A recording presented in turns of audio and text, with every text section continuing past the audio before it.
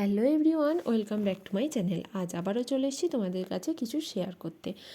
আজকে শেয়ার করব বাঙালির সেরা রসগোল্লার রেসিপি।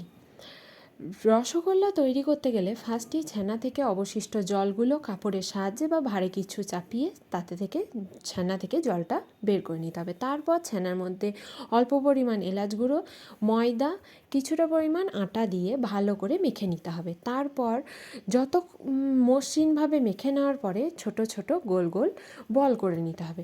ততক্ষণে গ্যাসে গরম রস তৈরি করে নিতে হবে চিনি দিয়ে।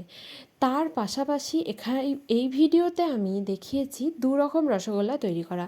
একটা হচ্ছে সাদা নর্মাল রসগোল্লা, আর একটা হচ্ছে ম্যাঙ্গো ফ্লেভারের ম্যাঙ্গো রসগোল্লা।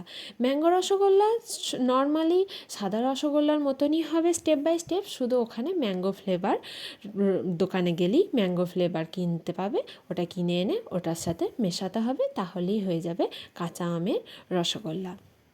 তারপর রসগোল্লার বলগুলো গোল গোল করে গরম রসে ফেলতে হবে। এখানে আমি একটা স্টেপ আউট করে ফেলেছি, সেটা হচ্ছে যে যখন গরম রসে যে ফেনার মতো রসটা ফুটবে তখন ওই রসের মিষ্টির ওপরে জল দিতে হবে। জল দিলে তাহলে মিষ্টিটা চুপসে যায় না, তার ফলে রসগোল্লাটা আরও ভালোভাবে রসটা শুষতে পারবে। এভাবেই তৈরি হয়ে যাবে আমাদের বাঙালির সেরা সেরা রসগোল্লা।